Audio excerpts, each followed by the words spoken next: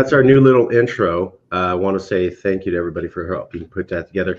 Welcome back to our continuing series where we talk to professors, reporters, writers, academics on the left, academics on the right, academics from Southern universities, Midwest universities, middle of America, and the elite coast universities.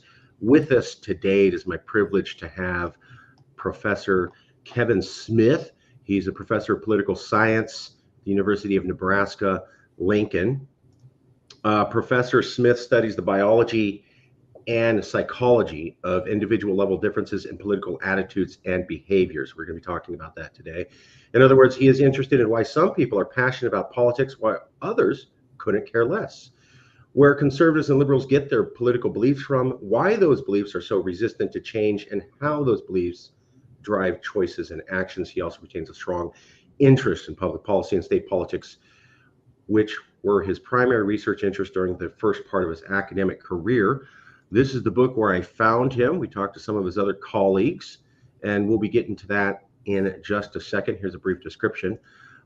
Professor, did I say anything wrong about your background? Is there something I need to correct? This is what I could find. I tried to find your CV, but this is what I could find.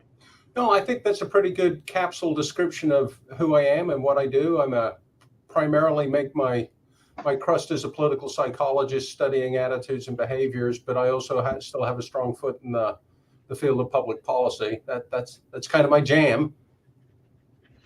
Okay, so you're both public policy and oops, sorry, let me do it.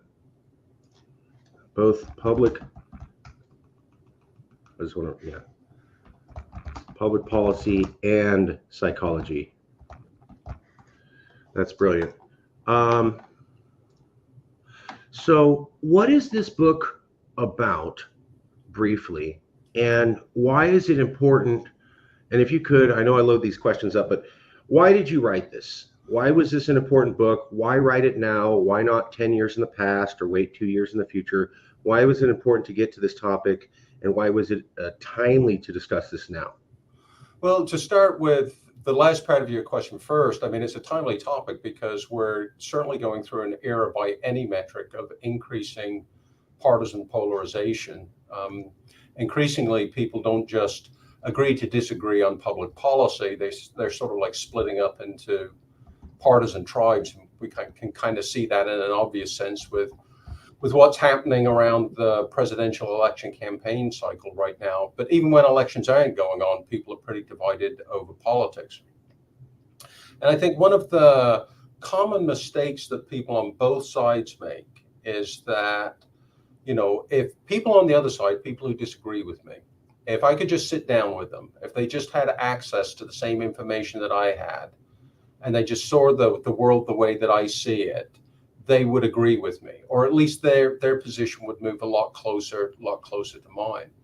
And kind of like one of the driving motivations of the book is we think, and that there is a tremendous amount of scholarly evidence for that is simply an inaccurate assumption and description about the way that our human psychology works in the field of human politics. And to take even one step further, the assumption about how people come to their political attitudes and opinions, how they come to adopt a particular ideology is, we think, and the book has a lot of evidence to back up this point, incorrect. That our political attitudes and opinions at a very fundamental level are rooted in emotion, and more specifically, they're rooted in predispositions. And what we mean by that is that we are psychologically and even biologically primed to find some political messages more pleasing to us, and other political messages where we're primed to be more likely to feel uncomfortable with them or just reject them outright. I remember something called the rational man hypothesis in college, and it was the idea that people act rationally. Of course, they want to do the best. They want to make the best decisions, so they'll always act rationally in everything. And then I remember a thing called the 2008 global financial collapse, where they actually studied all the bankers and the Federal Reserve, and they go, how come all you guys missed this? Yeah. And what they found out was what you said. The data's there, but they're more packaged by emotion. Basically, a lot of the bankers and the Federal Reserve chairman didn't want to be the odd man out and say something no one else was saying. And so to fit in, they just didn't bring it up. And that's why we got into the recession. Yeah. Nationally, they didn't act on the data.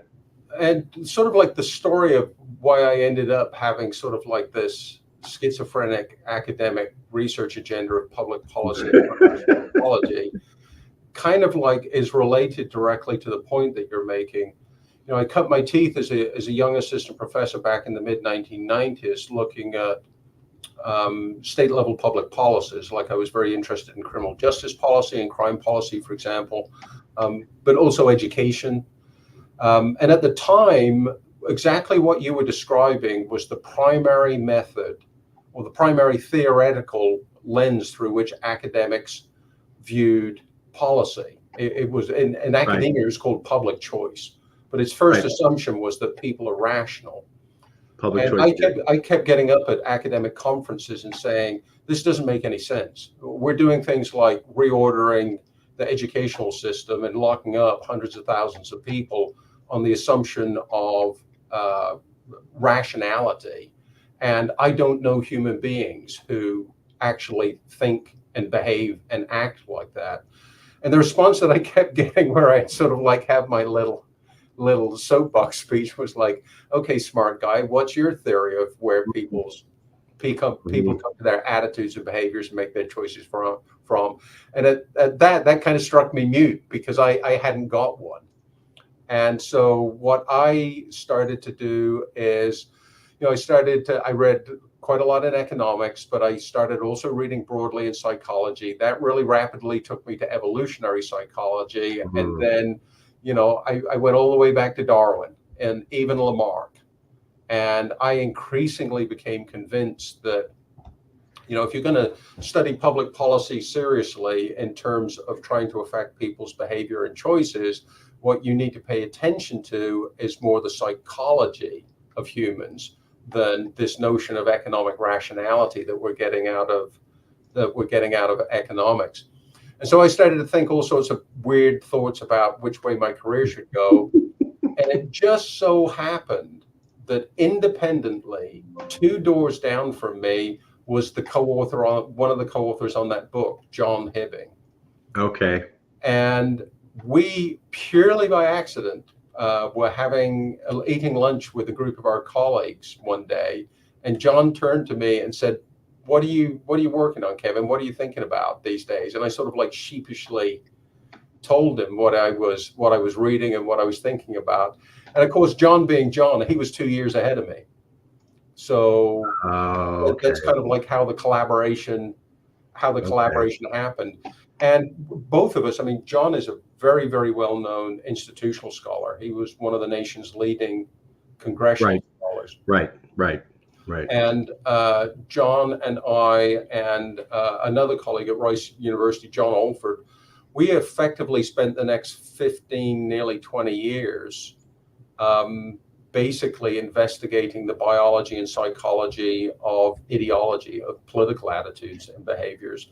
But my introduction to it, I came into it, it was like an utterly happy accident. It was frustration about not being able to have a coherent answer to, you know, if humans aren't rational, what are they?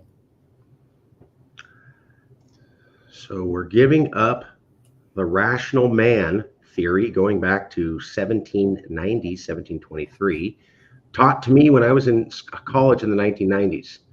Disproven, in my opinion, roughly around 2008. And we're going to the evolutionary psychology behavior. And it seems like what you're saying in this book is that, and I've heard this, if I could just get this information in front of these people, clearly they have a different opinion on the issue. They must not be seeing the right data. They must not have the right information. That's the only logical explanation as to why they could come to this. And I think what you're saying is, no, their opinions are based in deep psychology, emotion, predispositions, the way that they were raised, the area that they were raised in. And changing their opinion is not going to be boy, if I could just get the right facts to them, they'd poof, know they were wrong. Is that roughly a fair Yeah, summary?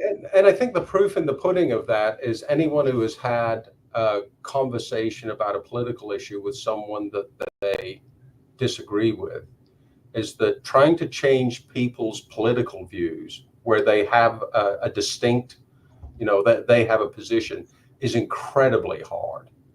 I mean, can it be done? Absolutely. We're talking about, predispositions, not destiny. But it is really hard to change people's political opinions. People don't update their prior beliefs in the way that you would think a purely rational animal would. And one of the things that you had up there was Adam Smith, who is often associated with the sort of like the rational choice model. But, Adam Smith didn't just write The Wealth of Nations. He also wrote another book called The Theory of Moral Sentiments, which effectively predates the arguments that we're making by a couple of centuries. Trying to, what Smith was trying to do in that book was try to understand, the parts of human psychology that are associated with making decisions of right and wrong. And when you're in the political realm, that is basically what it's all about. This is right and that is wrong.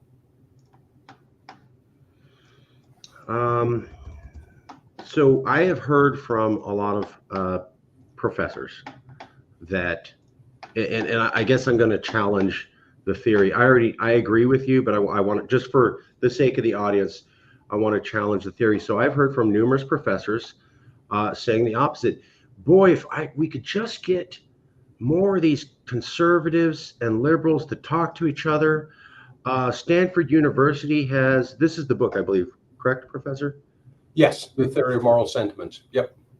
I didn't know that. Thank you for educating me. That's why I love doing the show. I always learn something. The theory was, wow, if we could, there's something called the Encounter Group out of Stanford University or something like that. And there's other universities pursuing this. And the theory is, if we could just bring liberals and conservatives together. And they were doing something like having liberals and conservatives share beer. Yeah. Not even talk about politics, just share beer. Maybe they'd have them meet and discuss community issues for a year. And it always ended up the same. You stopped feeling harshly to the person that you were meeting, but the moment you went back home, you still had all the same political opinions about everything. Before, you just kind of placed that person you were meeting outside of the group, and then you kept your opinions about the group. Why do so many professors seem to think that if we can just get everybody together, they'll come together, we'll have a consensus? Why do political experts still think that we're in campaign season and still say, oh, if I could just talk to them and they could just know, oh, they don't know these facts. This seems such a compelling belief that if people just had the information and if we could just have them talk to each other, that everything would be coming together. And I don't see as many people using the theory that I'm gravitating to, which is the one you're selling, which is this is inherent in us. It's not a simple conversation snaps someone out. Yeah, I think those sort of exercises are still worthwhile because I think one of the things that, goes along with the increasingly polarized world that we live in is that people on both sides often have wildly inaccurate views of the other side.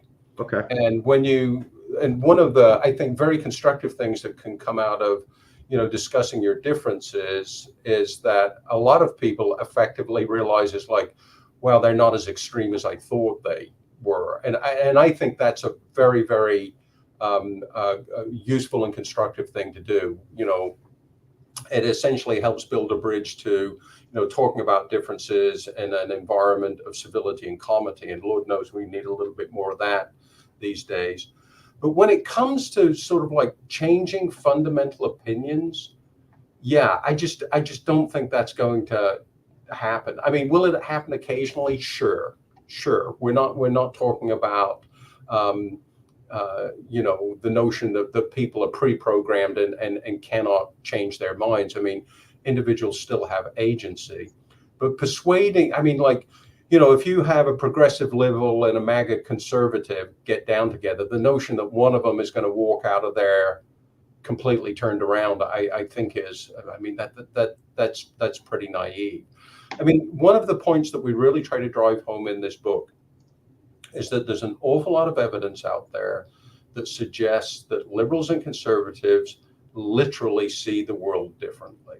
Not metaphorically, they literally see the world differently. They tend to pay attention to different things. They weight the importance of the same stimuli differently. They are more likely to draw different inferences from uncertain situations. And those things, I mean, even if you point them out to people, it's still a struggle to get them to see the world from a different perspective. And I mean, one of the things, I mean, we're pretty upfront about this in the book. And, and when we first started publishing these studies, people thought we were crazy, and we were challenged on it pretty hard. Okay. But ideology is heritable. Ideology is heritable. And not only is it heritable, I mean, that's non-controversial to say these days. I mean, everything is heritable. I mean, everything is heritable. But even then, ideology is more heritable than many other psychological traits. It's more heritable than sexual orientation, for example. And when we first started publishing these studies, the two Johns were on one of the first studies, and I was on a bunch of them following. People would say this cannot be true. Politics is all about the current social environment. It's all about where you were, how your parents socialized you, what schools you went to, and whatnot. It cannot have a biological component.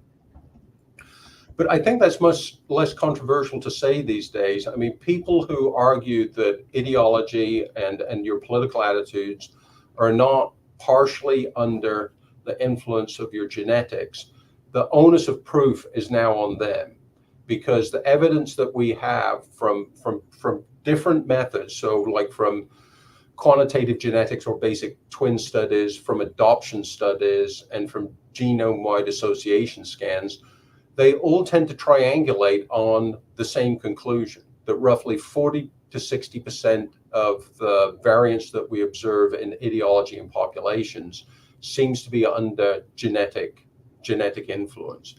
And this isn't one study, it's not two studies, it's a whole bunch of studies using different methods. And, I'm a scientist. I mean, if there is, there's brilliant new stream of research that comes out and suggests that there's some flaw in all of this other research, I'll update my beliefs. But until that happens, and I'm pretty skeptical that it will happen, I mean, the strong weight of evidence seems to suggest that our political orientations are deeply, deeply embedded in us, it's for sure in our psychology and maybe even in our biology. I've seen some people start to recognize that. Obviously, some of your other professors, I just find it interesting that the rational man theory and everybody acts rationally has been around for hundreds of years, literally. And now we're finally getting to the concept that perhaps human beings, which are just an animal, we're another type of smart ape. We're 2% different from chimpanzees, 1% different from bonobos. Yeah. That we're still, I mean, you can watch animals with dogs where if the puppies bark a lot, the mother dog will start growling at them to get them to be quiet and lie down. My mom's done that to me and my brother a lot. So why do we think we're so much more elevated? We're a form of intelligent animal. It makes more sense to me that we would be driven by biological impulses and programming rather than rational discourse. But I see that we're having trouble at the academic level moving that needle all the way on that. Obviously, there's some people who are where you're at. How do we get most of America, people who talk on TV? Because if I watch MSNBC and CNN and Fox, they're going to tell me if I could just get these people to know these facts, their media network won't let them know this. How do we get to the point where we have a majority of people in America operating under the theory that you're talking about, where that's not how you're going to make change. It's going to have to be a more emotional, value-based sentiment. You can't just assume these people are stupid and ignorant, and if you just got the right information in front of them and their leaders stop lying to them, that they immediately snap to. I see everybody saying that. Now, maybe it's campaign season, but how do we cause this shift to where we get America to recognize how this actually works, that we can actually have a productive conversation about fixing it instead of going back to old theories that are 2 centuries old? Yeah, and I mean, I'm not even sure if it's about going back to old theories. It's the at the heart of your question is essentially how can we sort of like disagree more agreeably and sort of Right. like engage with each other more constructively. And Right. boy, if I had the simple answer to that $64,000 question, I wouldn't be talking with you, Marcus. I'd be making a lot of money. Okay. All right. Spreading that sort of stuff. But I think there are a couple of things that are important to addressing the really important question that you're raising. I mean, one, I think leadership is important. If the people who are the legislative and elected leaders can model good behavior and sort of like defend that social norm, I think that could help. And I don't think that's as Pollyannish or naive as it seems. I think we've seen examples of this in fairly recent history. The 2 presidential campaigns that Barack Obama ran, one was against John McCain and one was against Mitt Romney. And, there's no doubt there's some sharp elbowed partisanship going on there. Right. There was some mudslung, but fundamentally, you got the sense here's 2 decent people who respect each other's views, but just disagree sharply over what we should do to address the nation's problem. And in particular, I'm remembering it was John McCain, and I forget what it was at a town hall or something. And I don't trust those Muslims. And he goes, he's a good man. Yeah, and a lady got up, and John McCain was very clear. He said, Barack Obama is not my enemy. Barack Obama is my opponent. He's a good American, and I just happen to disagree with him on these things. And I think that can help if that is modeled. And then the other big thread here is we live in a strange information environment now, like the role of social media and, giving platforms to a multitude of voices. And in some ways that's great because some of those voices weren't heard under a traditional mainstream media model. Right. But, you essentially have people monetizing outrage and, putting out clickbait rather than, trying to contribute in any constructive way. Right. And I mean, we all know now that, a lot of those social media algorithms are specifically designed to play upon the emotional psychology of humans. And that sort of like, feeds into a self-reinforcing feedback loop. I mean, I think that's contributing to it. But, having pointed out those 2 things, what do you do about them? Yeah, here's where I'm sort of like, well, I start shrugging my shoulders. I mean, I don't know how you get, elected leaders to start acting, more in line with what John McCain modeled. I'm sorry, Professor. I should have told you. We're only taking absolute answers and complete answers to solve all of America's problems on the show. So okay, well, we have the total. What's the total working solution that we can implement tomorrow? Okay, well, snap everything back into place, Professor. Well, in that case, Marcus, you're interviewing the wrong guy. Whoops. I'll need to write another book. Can you tell me what professor does understand this perfectly and has all the solutions to fix all the problems in America politically?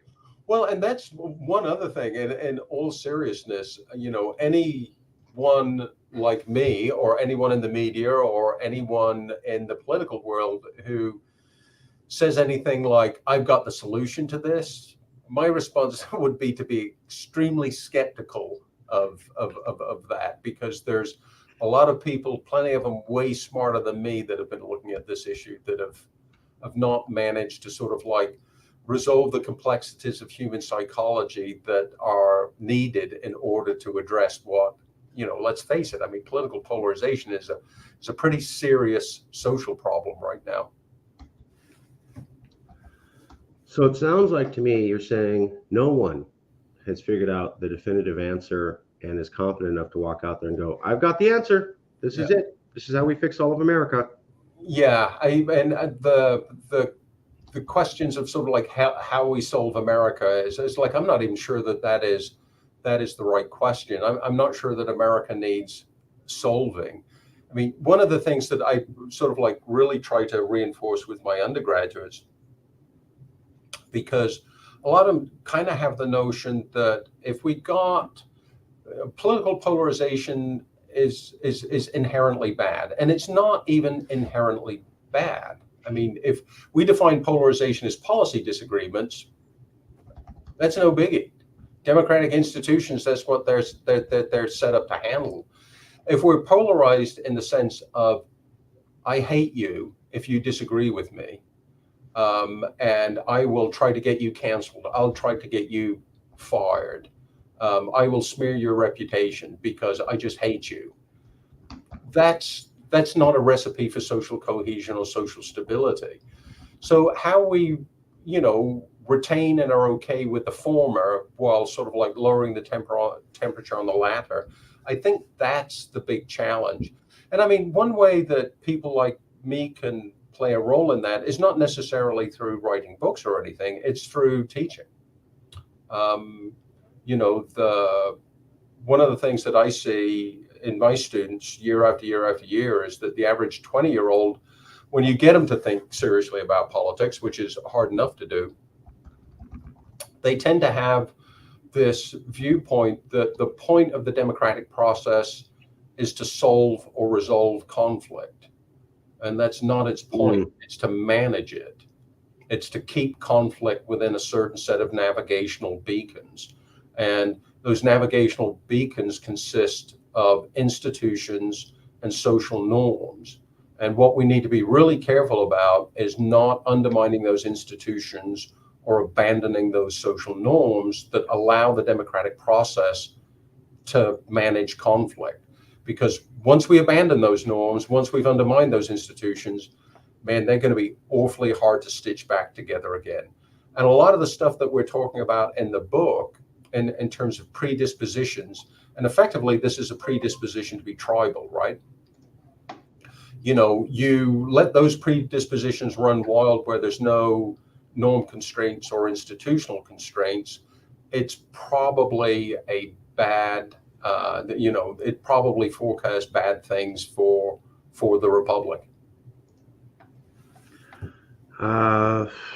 So as I like to ask some professors, there is a point where Humpty Dumpty cannot be put back together, right? That we can get to a point where it's gotten so bad, you're not putting everything back into place. Is that a fair summary?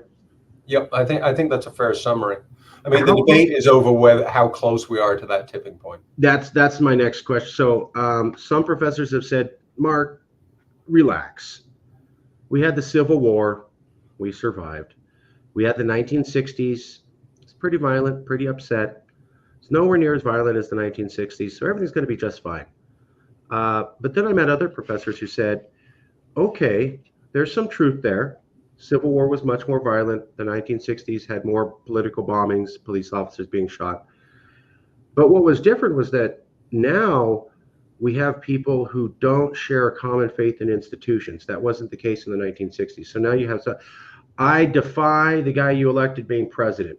I don't believe he won. I defy the Supreme Court making rulings. I don't want to listen to Congress. I don't feel like listening to police officers in the same thing. And that wasn't the case in the 60s. You didn't have people saying, we're going to deny that your guy won the presidency for 4 years. And then you can deny our guy won the presidency for 4 years. And then if the Supreme Court makes a ruling that we don't like, we'll just say across the nation, we're just going to ignore the law and ignore the Supreme Court.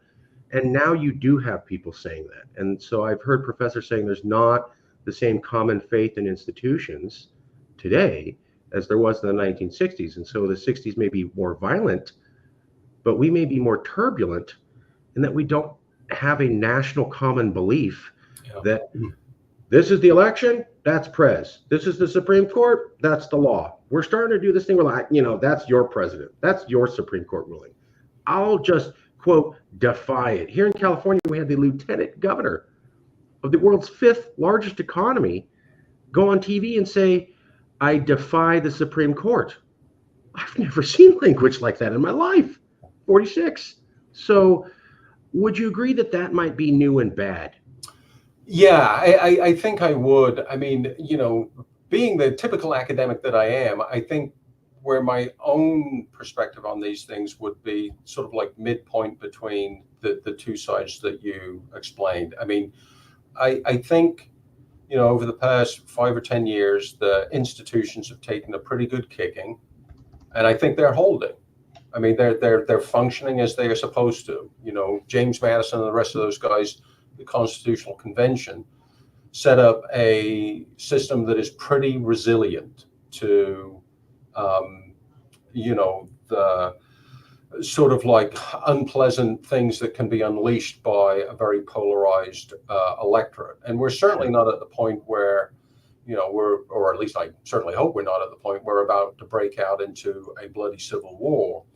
But also some of the stuff that you mentioned, I think, is new, sort of like the refusal to recognize the legitimate outcome of an election is something new and unusual. That is a violation of a huge norm within our democracy. And you look at, Richard Nixon's concession in 1960, Al Gore's in 2000, and Hillary Clinton's in 2016. And I mean, clearly, these concessions were made through gritted teeth, but they did concede. Under our system, the other guy won, and that refusal to accept the outcome of a legitimate election. And one of the things that I want to emphasize is I am aware of any evidence that suggests that there was any sort of like broad scale fraud or anything like that. As far as I can tell, it was a legitimate election. That's a pretty dangerous precedent to set, and that sort of thing is a reason to worry. Obviously, Donald Trump said, doubt the election with Biden. I won, he didn't. And like you said, there was not really a whole lot of evidence for that. There were some people claiming there's some mischief in Arizona and Georgia, but we never really saw hard evidence of that. And even members of his own crew who backed him initially, after a couple months, backed off and said, it's not here. We need to move on. But he didn't do it. So that's wrong. And but the upside to this, Marcus, is some of the heroes, in my opinion, of the 2020 election were Republican election officials. I mean, most notably Brad Raffensperger down in Georgia, who basically stood up and defended the electoral process, even when there was a pretty significant reputational and perhaps even career cost to them. And I think they should be recognized. Sure. I do want to point out, though, that while Trump did that, and that's bad and destabilizing, he was not the only one. Here's Hillary Clinton saying Biden should not concede the election under any circumstances. Yeah, and this is on television. Yeah, this is what I'm talking about. That's not productive either, right, Professor? Yeah, once these norms start to erode, in other words, the precedent is set, that leads to bad places. And now, it can end up in a place where both sides are saying the only legitimate election is one where my side won. And that's not how democracy is supposed to work. If you lose an election, I mean, the biggest responsibility in a democratic electoral process falls on the loser's burden. You have to be willing to bear the burden of a loss. And the way that a democracy works is, an election is not the end of the game. It's just the end of a play. I lost this time, need to go back, lick my wounds, think about why we lost. What can we shift? What should we shift to get a majority of voters to vote for us next time? And my team will get another shot at the next election. Right. And that process is iterative. And, people increasingly see elections as kind of like these zero-sum games, not just a checkpoint in a never-ending process. And I think that can lead, especially at the elite level, if the elites start to buy into these norms that, elections are only legitimate when we win. Yeah, that's going to lead to some not very good places. I remember when Obama was elected, that Texas famously talked about how they would want to secede, which kind of doesn't. And I remember that being kind of new. California did it with Trump. Texas said, "Oh, Obama's here. We're going to secede." But then I also remembered. Let me see if I can find this. Yeah. So obviously the Republicans, a majority of them did acknowledge, that the election was won by 2020 by Biden, which is unfair. But Hillary Clinton does this. And then we also saw recently the Democrats ran a game in 2020 where Trump won. And they basically said, well, it results in California seceding. And they put that out right before the election, almost as if like a threat, like if Trump wins, America's going to fall apart.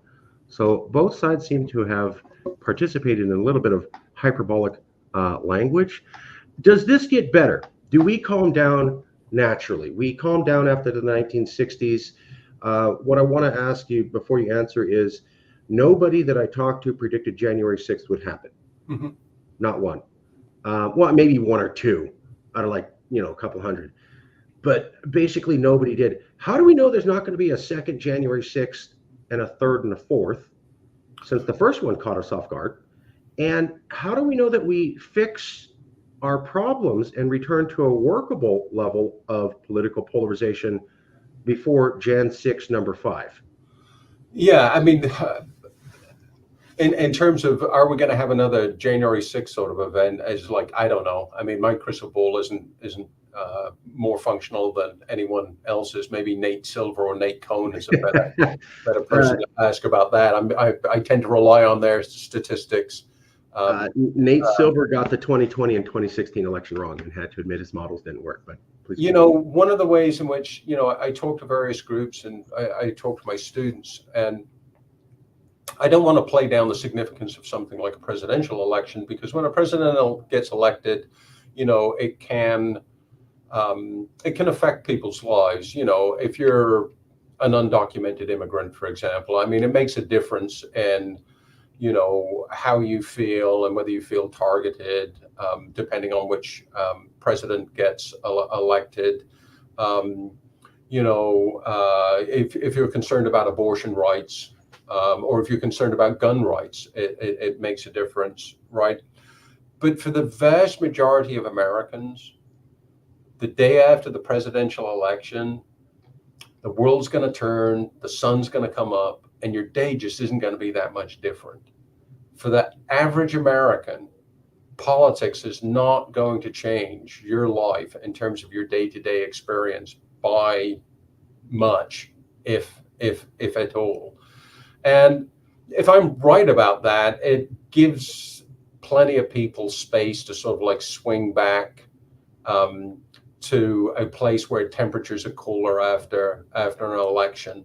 And I mean, I think we're already starting to see some signs that we, and I want to be careful about this because, Thank you. There it is. 6 months from now, we might be talking about riots in the streets and why I was wrong about that. That's the thing. January 6th caught everyone off guard. I'm not just saying that to be cute. A lot of people I talk to were professors of political science, had studied this for years, and they were all caught off guard. What that tells me is that none of us is really in the position to say it can't happen, since none of us predicted it was going to happen in the first place. I believe a professor who says, I predicted January 6th for these reasons, I called it out, and now I don't think it'll happen. No one did that. Everybody's like, I never thought something like that could happen, and I was shocked. So if the experts were caught that off guard across America, how do we know they're not going to do it again? How do we know they're not downplaying it again? They're going to be surprised again in 6 months and surprised again in 2 years.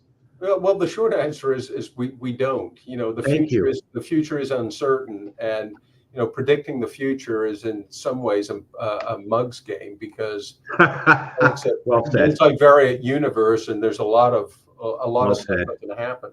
I mean, one of the things that I guess is a little concerning, that sort of like supports and feeds into the point that you're making, and it touches on something that you mentioned a little while ago, and that's there's sort of like a fraying of a communal story. You know, there's increasingly people tend to think of themselves as hyphenated Americans, or they tend to think of themselves as members of one political tribe versus the other political tribe. And I think there's less of a sense that, you know, there's this broad shared agreement about this is what America is, this is what it means to be Americans, and we all agree on these values. And I might disagree with you on a lot of stuff, but if we share this, you know, the belief in the same project of the republic.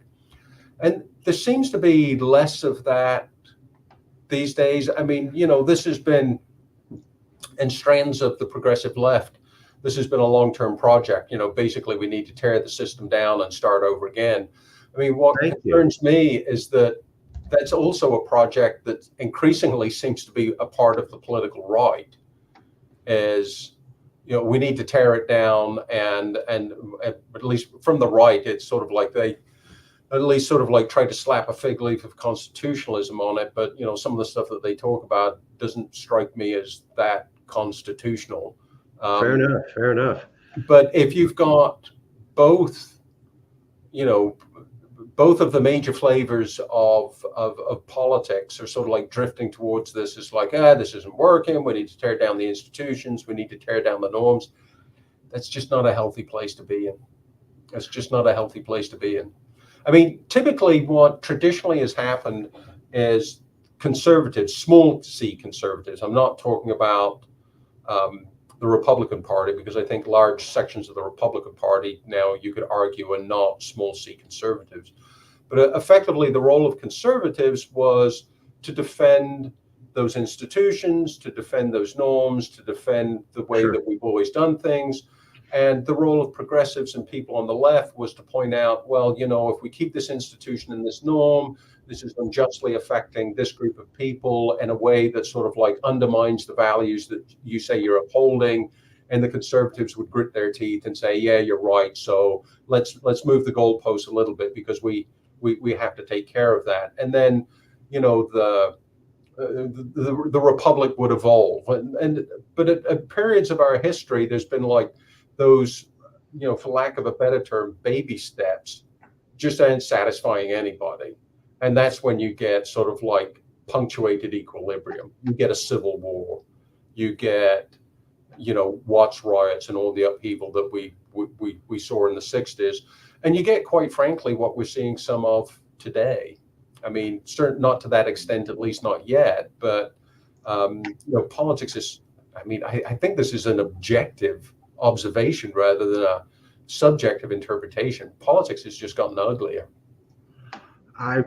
You know, that's everybody's saying that. Well, almost everybody. Yeah, I met like two people who were like, "Oh, it's rough and tumble." And don't you remember when John Adams called George Washington a transvestite who rode a donkey into Congress? And yeah, that's there, but it seems to be getting worse. I'm wondering where you're going, the way that I was hoping this would go. How do we know it gets better? The thing that I keep coming back to was that in 2020, Joe Biden said there will be a, quote, national calming after I'm elected. And those Republicans who back Trump will realize they were wrong, and the Trump supporters will realize they were wrong, and we'll all come together. He was saying things like, we're not enemies, we're Americans. It's time to put away the harsh rhetoric and to lower the temperature and to see each other, listen to each other, make progress, stop treating each other as opponents or enemies. After he said this, January 6th happened, and now 4 years later, you and I are having a conversation about how the climate continues to deteriorate. Obviously, Donald Trump is a big part of that, but I also noticed things by like the Democrats. So this is Jasmine Crockett. She's very popular. The Democrats will routinely talk about her. Before Donald Trump almost got shot in the head on national television, she suggested that it would be cool that he not have Secret Service protection so that he would be open to assassination attempts. When she was called and said, that's extreme, she said, hell yes, I'm saying it. And after Donald Trump got shot at, she still refused to back down on the suggestion. And she's widely supported by the Democrats, who have not criticized this language at all. Professor, is this the kind of things that we see in a stable country that's going to good places in the future?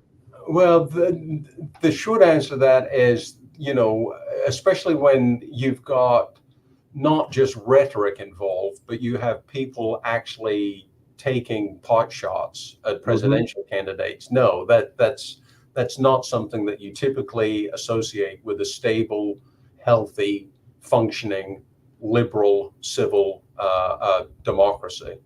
And I think you were talking about the remarks that Biden made. The notion that after an election, we're all going to sit down together and sing Kumbaya. I think that is a little naive. But I think it is reasonable, or at least I hope it's reasonable, to expect or even assume that candidates for office who lose will bear the loser's burden, that they are willing to bear the loser's burden. And if you have candidates who are, across the board systemically refusing to bear the loser's burden, your democracy is probably in trouble. I mean, it's going to undermine the legitimacy of elections. Like when Hillary Clinton said, along with Trump, don't concede the election.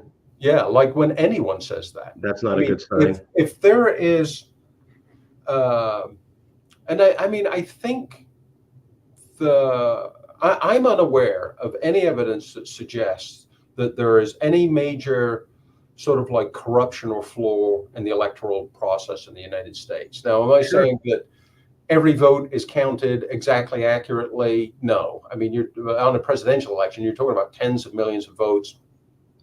Humans run this process. There's almost some error.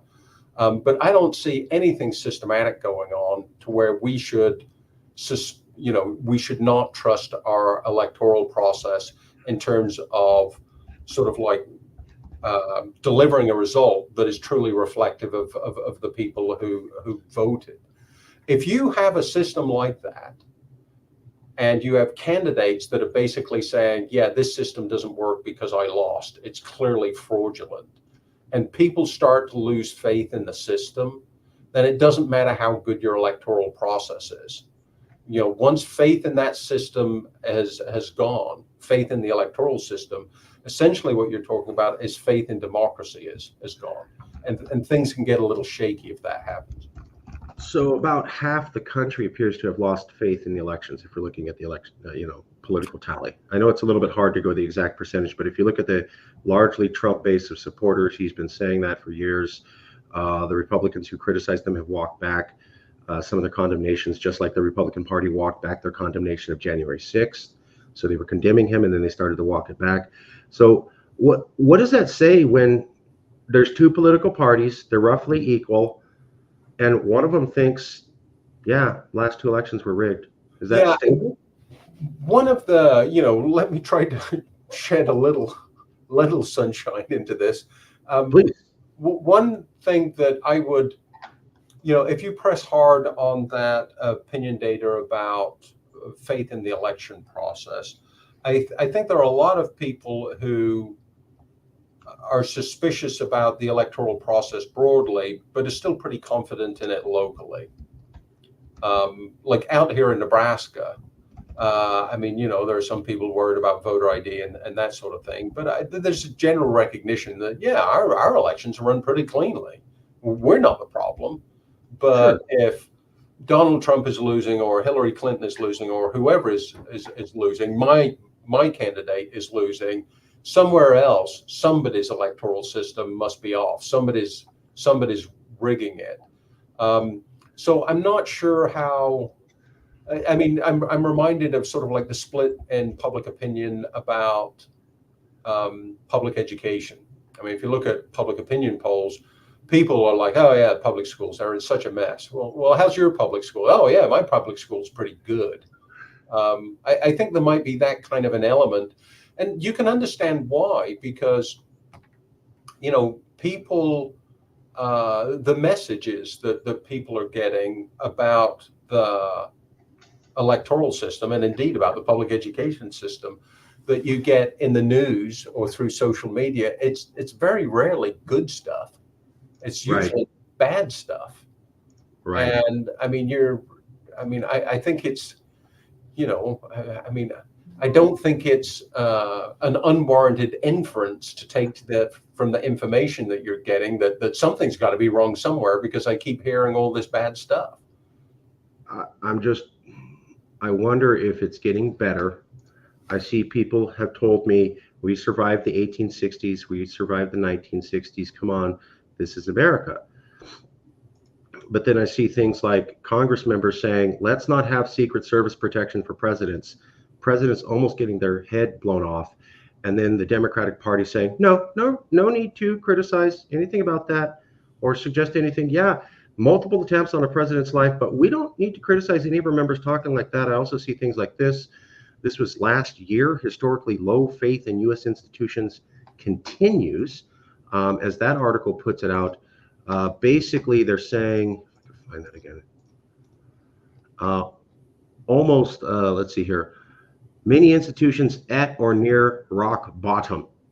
Only 4 institutions have a confidence score significantly above their historic low: the military, small business, organized labor, and banks. So if you're not the military, small business, organized labor, or banks, you're now historic low in confidence by the American people, according to Gallup poll last year. And that's a trend that political scientists have been tracking for 30 years. The declining trust, not just in government, but in all major institutions in society. And that is a troubling trend, and I mean it potentially does have negative implications for the political system. The question is there anything that can be done to reverse that? Right. How that, or at least partially how that faith and trust is and built is, and I think it is a faith, a belief that those institutions aren't going to play favorites, that they are, upholding the norms and the processes that we all agree on. And I think there's less and less of that faith these days. Even if you take an institution like higher education, which of course I'm intimately involved in, I mean, we're seeing a huge split, like a partisan split. I mean, increasingly Republicans are just not very happy with higher education and just don't retain a lot of faith in it. They don't think higher education is treating conservatives or the general notion and policy ideas and values of conservatism really well. Right. And, and higher education, for lack of a better terms, to put it kind of crudely, is seen as a liberal institution. The courts, I think, increasingly, at least on the left, are being seen as a conservative institution. And that's not good. That is not good when we're looking at institutions of sort of like, and asking them, which side do you support? What side are you on as an entire industry? Or which side are you advocating for? Which team are you with? That's right. Just for the audience here, not trying to be Dr. Negative, sorry. This is from Gallup, going from 1979 to 2023. Almost a 40-year period shows a total lack and consistent drop of faith across all major U.S. institutions. We got to go back to pre-1979. So this shows definitively it's getting worse, and it's gotten worse every year, and it's never really gotten better. And the thing that got me or brought my attention to it was there's a theory called tyranny of the minority. You might hear some constitutional scholars bring this up. So what they're bringing up was recently, I'm in California, and when Roe v. Wade was overturned, people here did not handle it very well. They were really, really, really upset and scared and frightened. And what they started saying was Donald Trump was not popularly elected. And then a majority of the Supreme Court that represents a minority of the population, because they were small rural states, put in place 3 Supreme Court justices who changed the entire legal system to be the most conservative, radical it's been since the 1970s, or about a 45-year period retrograde. And they're going, this is our democracy where you're not popularly elected, and then people who represent a minority of the population because they're in the Senate can have the Supreme Court come in and reflect the total opposite will of the majority of the people.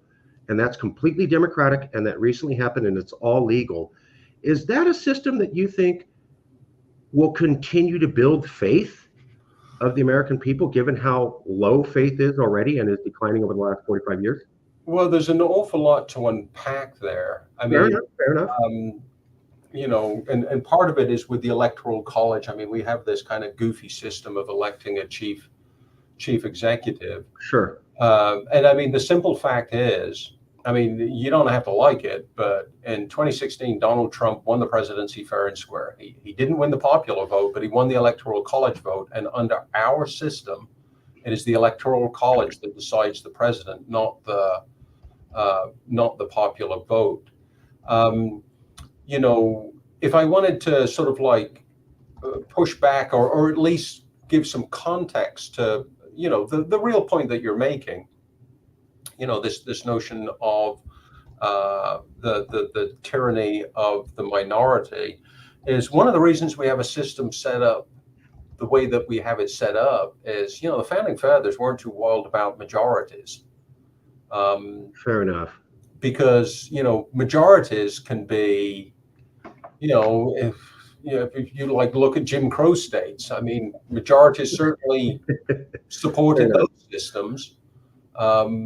So, I mean, I'm not sure that a majority is necessarily a savior or a solution. I mean, I think the best that we can hope for is, and I mean, I think to the extent that I can fathom, I think right now we still have robust institutions, resilient institutions.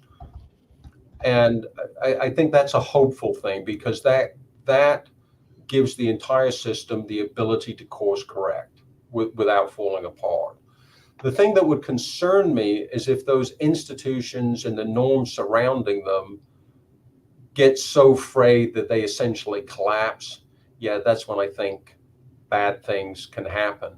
And, and looking at that trend line that you have up there, which is something political scientists have been following, like I said, for 30 years and becoming increasingly concerned about it, is, how low can that number go and the institutions remain resilient? That's the question. Part of the, uncertainty of our future is we may get to find that out. Professor, aren't you completely confident that we'll work everything out? Haven't we had tough times before? And come on, we'll just get over this. Yeah, I mean, I am not pessimistic, but I'm not Pollyannish. I'm trying to take a realist's view here, and not just a realist view of the institutions, but a realist view of democracy. I think a lot of what people are exposed to, and a lot of what people view as you know, the mainstream political conversation. It's actually taking place right now between two fairly small groups. I still think a majority of Americans, are not as attentive to politics as people like me think they are. Fair Uh, enough. and I think a majority of Americans are still pretty reasonable and pragmatic. I think one of the things that is, uh, exacerbating this whole situation is that, we're moving into, demographics are changing. It's not just public institutions that are, sort of like shaking right now.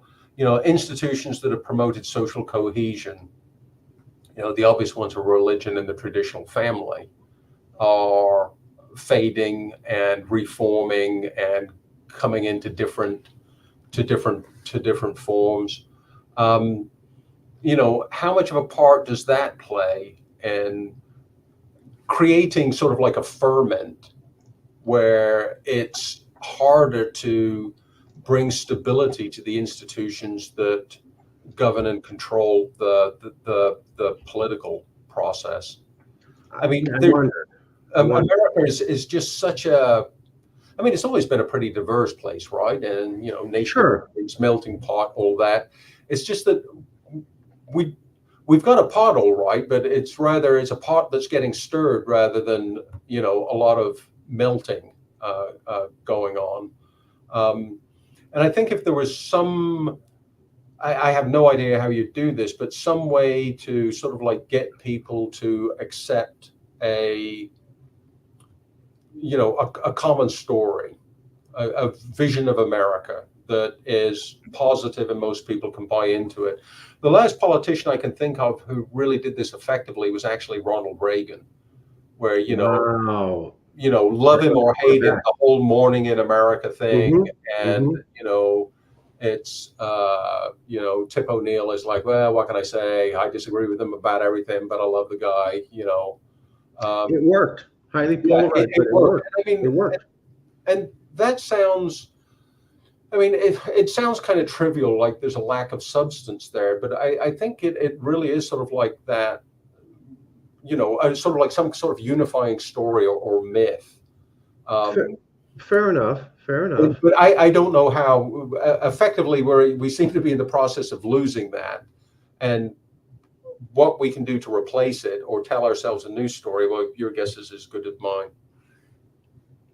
Professor, we talked about this. I'm only absolute total answers that will fix America we're doing today. That's a joke. This is a complex issue. I make it a little bit light. I want people to understand this is complex. And when you talk to the people who are studying it, nobody's saying, this is the problem, here's the solution. If we just did it, everything's fixed. Nobody's saying that. They're going, I think this will work. Here's these other factors. We need to think about X, Y, and Z. Try it, have more experiments. Again, not to be a Debbie Downer, Christian Science monitor how Americans lost trust in elections and why that matters. Historic low faith in American elections. Less than half of America, only 44%, believes or has confidence the vote will be accurate in 2024. Less than half of the entire country. How do we fix this? How do we get, you're talking about lack of a common story. How do we get back to where people have faith in these institutions? We reverse this trend line going back 45 years, and we start to have a common story with each other. That's why I was getting at Joe Biden says, oh, I'm going to be the person to bring America together, and I'm going to get everybody to heal. Total failure. So if Joe Biden couldn't do it, who's that person, elected official, robot, I don't know, alien species, who's going to come down here and have a narrative that we're all going to buy, and that's going to get 44 to maybe now 65% of the population actually believes that our system works. Who does that? When do they come and save us, Professor? And I'm not sure that there's any one person that's going to come save us. And here's what I tell students when I get asked questions like this. In a functioning representative democracy, you get exactly the government you deserve. Because ultimately, who runs this system of voters? And, rather than looking externally, who's going to save us, from them, there's no us, there's no them, there's just us.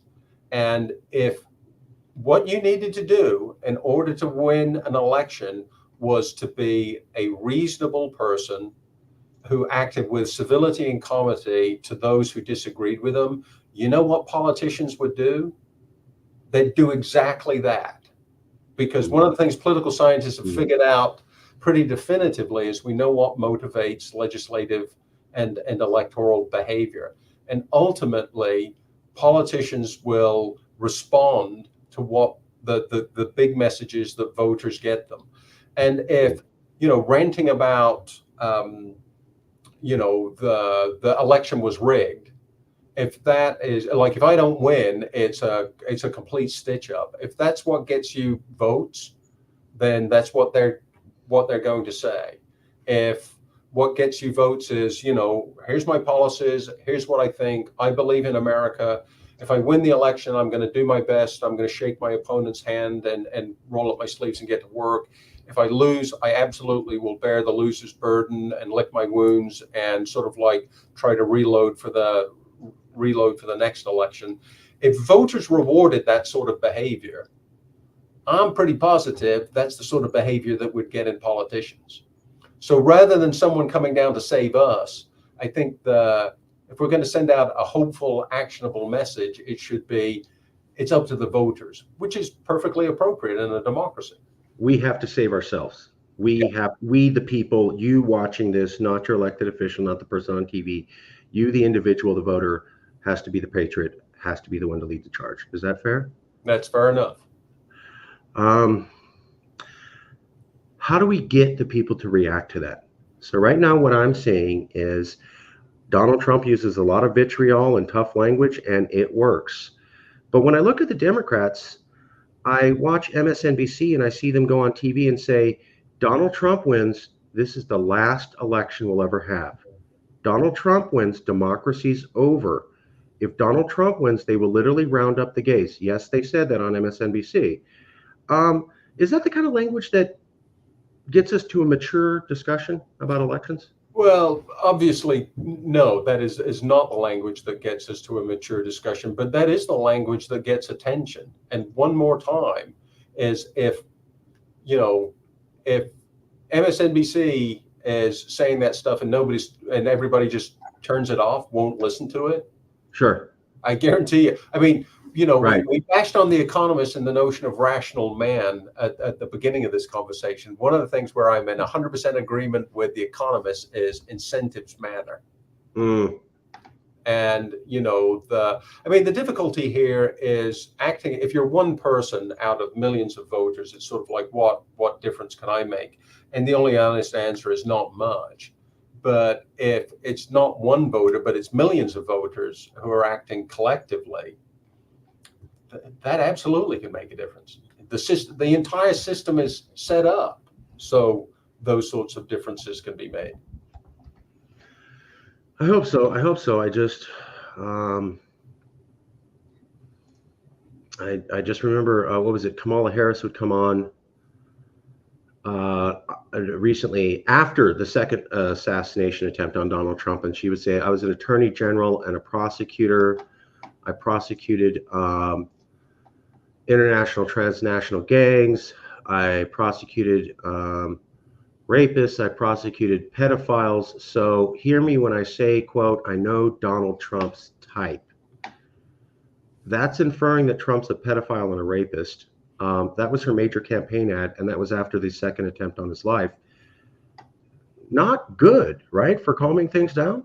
Yeah, no, and I mean, the rhetoric that comes out that has essentially been normed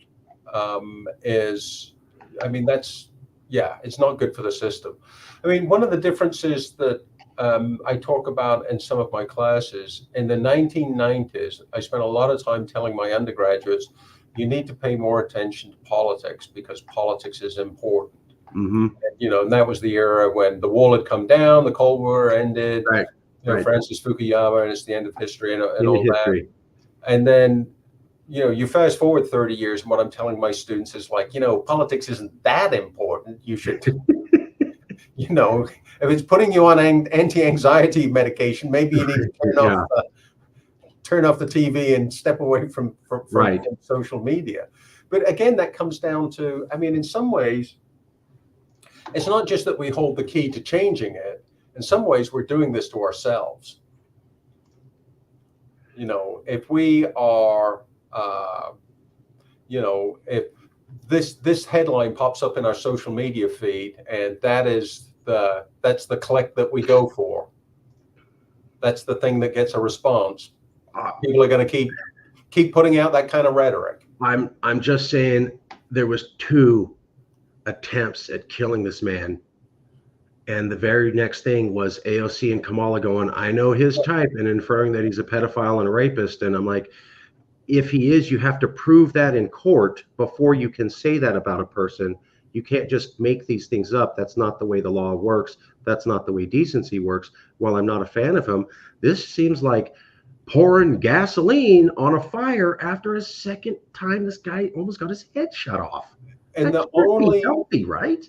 in my opinion, the only mature, legitimate response, if you fundamentally believe in liberal democracy, to someone trying to assassinate a political candidate, whether you love them or hate them, they're a legitimate political candidate. The only legitimate response to that is to say that is wrong, and we should not support that. That is 100% wrong. Period. Full stop. End of story.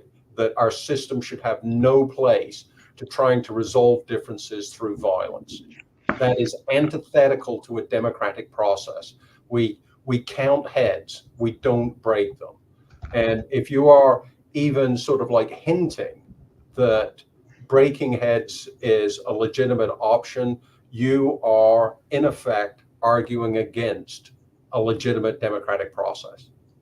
And and if you're going to defend the democratic process and sort of like really say, this is a first principle for me, this is what I'm going to defend, then you also got to be prepared to lose. Right. To be a good loser, right? Yeah. I'm not saying that a professor introduced that. You have to be a good loser. You can't go sour. I lost, I'll win next time. Yep. And I know these things are easy to say. And, after elections, I'm no different than anyone else. It's sort of like when my favorite football team loses, it's sort of like, there's a certain amount of grumpiness in my house. But also like a football team, they'll be playing again soon. I'll get another shot at it. So this we're winding down. This is kind of gets at you basically broached one of the last questions I wanted to ask, which is Kamala Harris absolutely said violence is wrong. The assassination attempts on Trump are wrong. Violence has no place in politics. She did. And then she also compared Trump to a pedophile and a rapist at the same time. So my question to you is one I've been asking a lot of people, because I've seen this debate in the public, but I'm not seeing it by people with psychology degrees or psychologists or psychoanalysts or people who even study the human mind. Does existential threat language have the same capacity to compel a person to violence as violent language? For example, Democrats are saying, oh, well, there was 2 assassination attempts on Trump. We had nothing to do with that, and we are completely guilt-free because we never used violent language. Only Trump used violent language. So therefore, he's responsible for creating a violent climate because we never used violent language. Other people are saying, right, but you also said democracy ends if Trump's elected. This will be the last election ever if Trump's elected. All the gay people will be rounded up if Trump's elected. Your favorite newscasters will be disappeared into prisons or probably executed if he's elected. Oh, and he's Hitler and the end of America. So my question to you is, this is the one I ask. You're sitting next to me, right? We're in 2 lawn chairs and we're looking across the street. And I see a guy across the street. And I tell you, oh, professor, you know what? I'd like to go beat that guy up. Really just kick him and punch him in the face. If you and I go beat him up, we're both liable. And I'm especially liable because I was using violent rhetoric. Okay. New scenario. You and I are sitting in the chair. Guy walks across the street. I turn to you and I say, Professor, I'm not saying what to do, but if that guy's around tomorrow, he said he was going to kill your wife, your dog, your children, your family, and your grandma, and burn down your house. Do whatever you want with that. I'm taking off later. Does that compel a person to violence too? Yeah, I'm not sure that I'm the person who's qualified to answer sort of like, what sort of like vague subliminal motivation a particular rhetorical spin will give people. Okay. I mean, I think the only thing that I can really say to respond to that is whether it's, an open appeal to violence, or it's a more subtle sideways smearing of your opponent in a way that, provides a hint that, the world might be a better place if something happened to this guy. Is neither categories of those rhetoric are, they simply don't reflect well on the people who are making those statements. So both are, we should stay away from both. Yeah, because essentially Okay. what it is, effectively that is almost an appeal to the mob, and that's not helpful. It's not constructive. Okay. Well, I had to ask because you have a psychology background. Well, I have seen political psychology. That's okay, political psychology background. Fine. I've seen 14 different people come on television who have no psychology background, no political psychology background, no sociology background. They have nothing like that. And they say definitively, existential threats cannot compel a person to violence, period. Can't happen. Human brain doesn't work that way.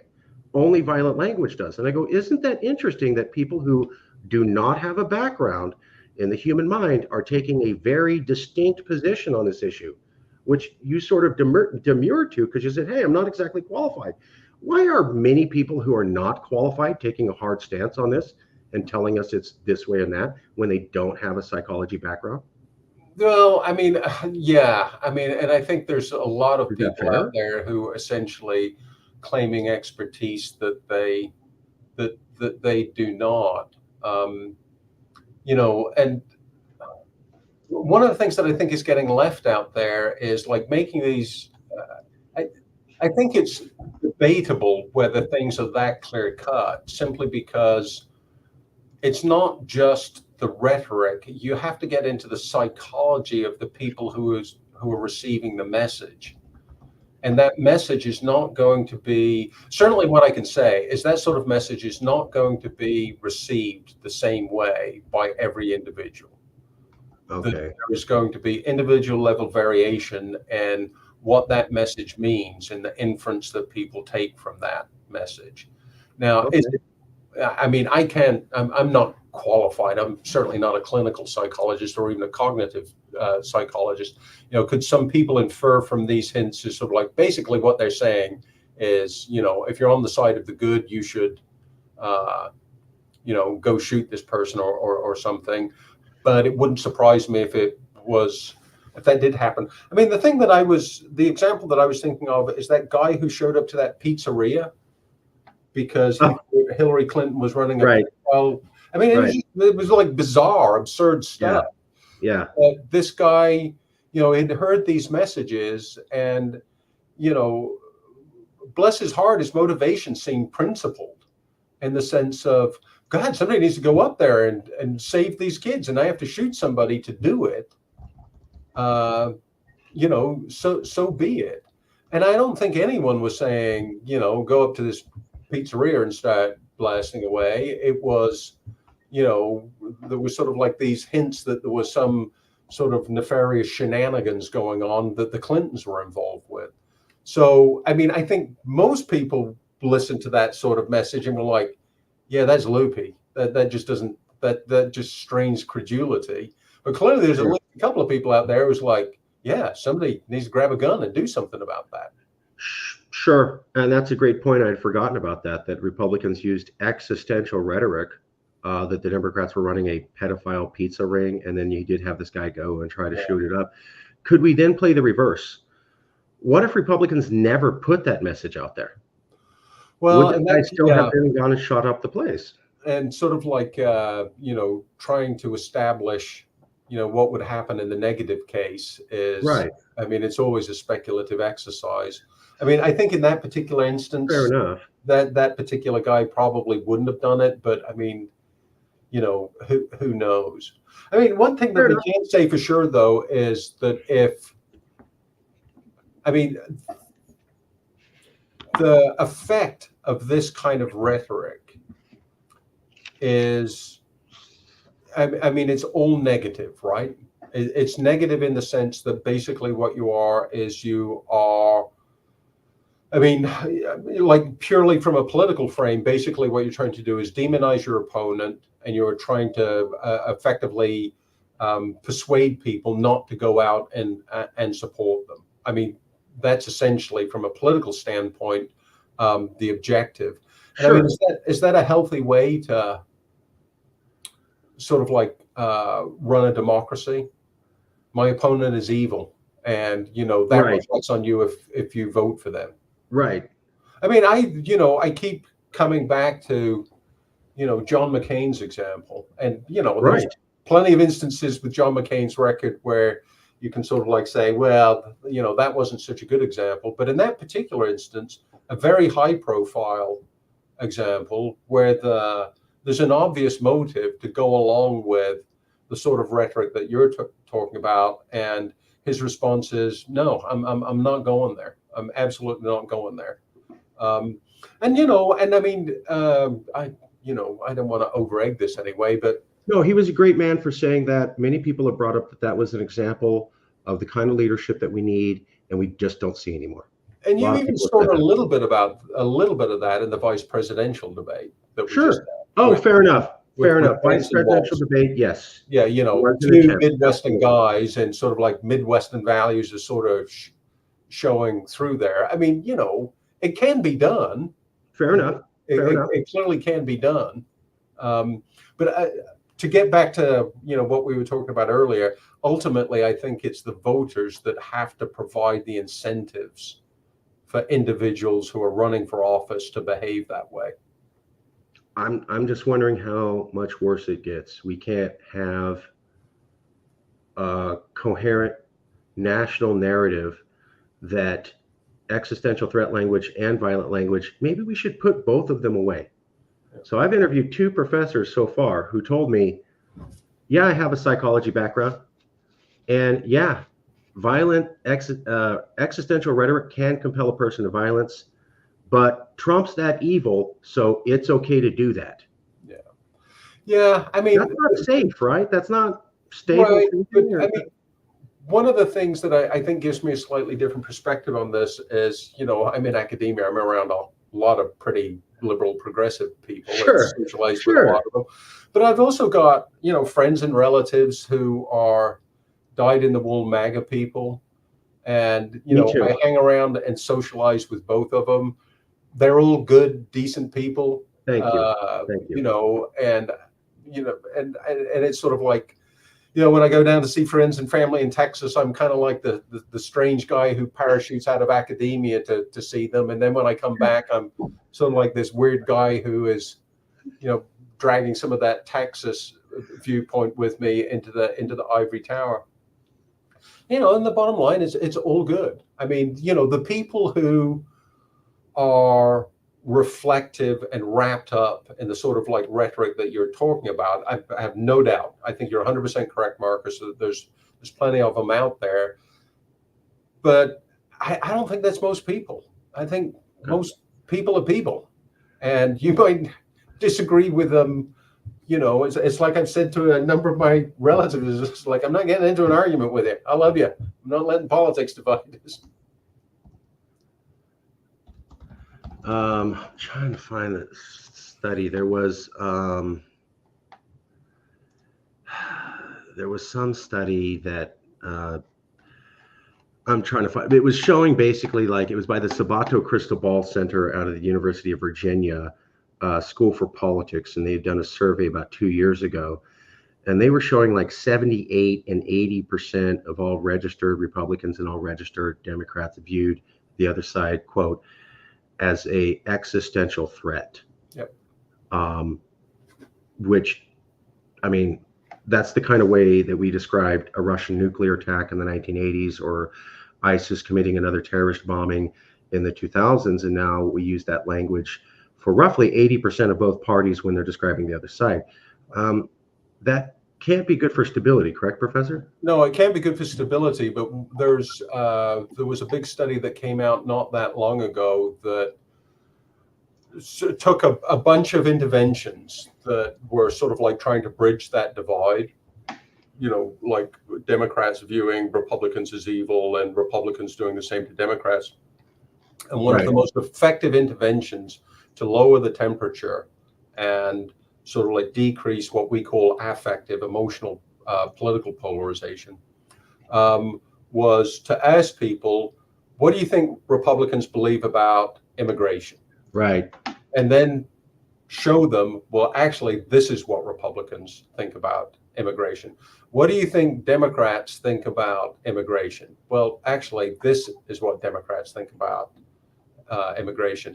And that had an effect in the sense that it sort of like put in front of people, this is my position, and it's not the same as the position of the people who I disagree with politically, but holy cow, it's a lot closer than I thought. They're not nearly as extreme as I thought. Right. And I think if you force yourself out of a bubble and interact with people who disagree with you in just sort of like a relaxed social sense, I think that's a way to sort of like integrate that kind of intervention just into your daily life. Yeah, if you're a Democrat, go hug a Republican. If you're a Republican, go hug a Democrat. Well, but you also talked about how those simple encounter things don't necessarily get someone to change their political view. You're not going to change your politics. I don't think. Persuading somebody to think differently, it's like I seriously doubt you're going to sort of like persuade a conservative to become liberal or vice versa. I think what you might be able to do is to get a conservative to think, well, these progressives aren't quite as bad or as extreme as I thought they were. You're going to get a progressive to think, well, these conservatives, they're actually pretty good people. They're community oriented. They're good parents, pillars of their community sort of people. And I think that's enough. I mean, I'm at least from where I'm sitting, knowing what I've learned about the psychology of most people's politics and where they're coming from, I think that's enough. That is, if we can all get to that point, that's enough to make, to lubricate the machinery of the democratic process and keep it trundling along. Fair enough. There it is. This was the article. Center for Politics new initiative explores deep, persistent divide between Biden and Trump voters, came out in 2021. I have come to view elected officials from the opposition party as presenting a clear and present danger to American democracy. 80% of Biden voters somewhat agree. 84% of Trump voters somewhat agree. But you're right. Maybe if we could reduce the temperature, then we could avoid another January 6th. I'm most concerned about January 6th, part 2 and part 3, simply because it caught everyone off guard. And that tells me that no one's really qualified to say that we can for sure say there won't be a second one. Yeah. And I'm also worried about this thing called Bleeding Kansas. A lot of people look at the Civil War and they go, well, we could never get there. The Civil War didn't just happen. There was a 10-year period called Bleeding Kansas before the Civil War, where people in the North and people in the South were getting routine headlines about, so Northerners and Southerners moved into the Kansas territory. They wanted it a slave state, not slave state. So what they did was they started walking up and shooting each other in the face in front of their kids. Yep. And then you'd hear a newspaper article would go to the North. Southern man executed Northern man, shot him in the face in front of his daughter and wife. Then you'd see a newspaper article go to the South. Northern man shot Southern man and his daughter right in front of the church.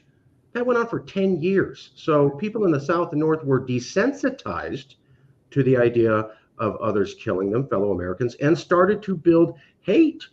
These people are willing to kill and murder me, and no one's going to do anything about it. And then 10 years after that, you had the Civil War. Are we building our bleeding Kansas period now? Well, I think one of the potential arguments against that, or one of the reasons why that might not happen, is because we've got the lessons of history and maybe we can learn from them. I mean, the fact of the conversation that we're having, I think reflects. I think I can speak for both of us on this. That's a lesson that we should learn, and we should not repeat the mistakes that we've made in the past, and that getting too far out in terms of essentially self-feeding our perceptions of the other side's extremism is something that we need to take seriously if we're going to avoid those painful and difficult lessons of history. I hope so. What I'm really looking forward to is someone to say, here's the answer, and I know this definitively can't happen or could happen. And it's a lot of, I hope, and we have the ability to fix this, but it's going to require some effort. All the public's going to have to get involved. Professor, if all the public's going to have to get involved to fix this, we're looking at a generational project, right? Yeah. Like not next year. We're talking like a 10 to 15, 20-year project. Yep. How do we know? I'm sorry to be a broken record. How do we know January 6, 2, 3, 4, 5 don't happen in that 10 to 15-year period where the public wakes up? Well, and I hate to be a broken record, but Marcus, the only honest answer I have to that question that you keep posing is I don't know. Okay. I get that that's not a satisfying answer. It's not satisfying to me. I love your honesty. You've been very frank. I love it. Just for everybody here, there's a picture of bleeding Kansas. I was not exaggerating. This was a person at the scene who drew it. That's how they took pictures at the time. And there's people shooting other people point blank without guns in their hand and in front of their kids. So it was pretty bad. That went on for 10 years. Nobody's brought to justice. Both sides did it. And that led us to a point where people were so angry they just couldn't calm down again. And then when I see stats like this, I've come to view elected officials as the other party as a clear and present danger to America. We're looking at 80% for both parties. Yeah, that was a few years ago, but I'm of the opinion things haven't calmed down. Professor, final thoughts. You've answered a lot of questions. You've been very frank. You've been very honest. It really helps the public understand. It really helps me understand. Thank you. Somebody's watching this video. They're not you. They're not me.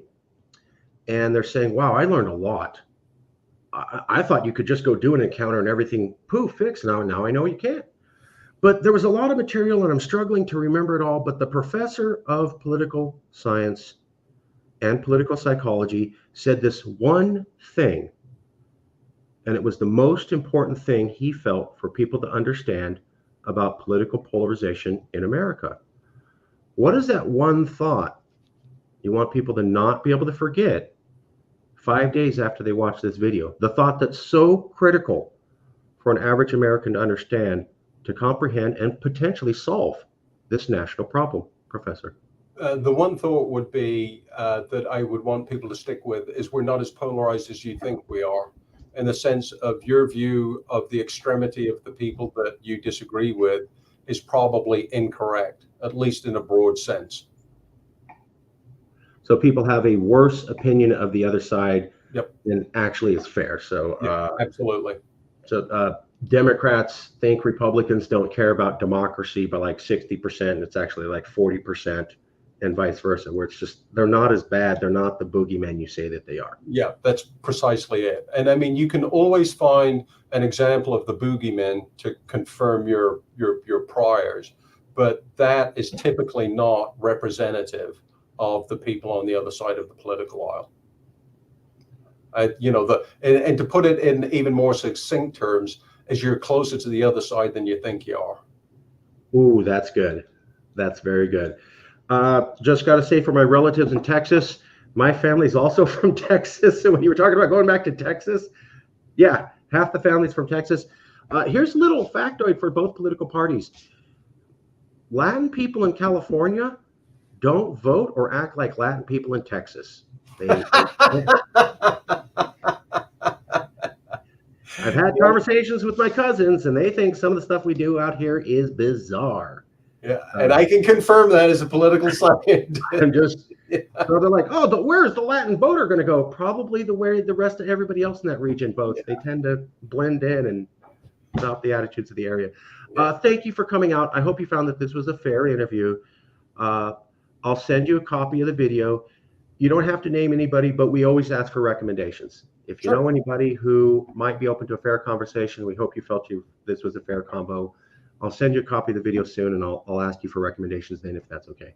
Yeah, no, that's absolutely fine, Marcus. I've enjoyed this. Thank you so much, Professor. This ends our show, and I want to say thank you for coming out, and I'll email you shortly, and I really appreciate it. All righty. Thank you. Good talking to you, Marcus.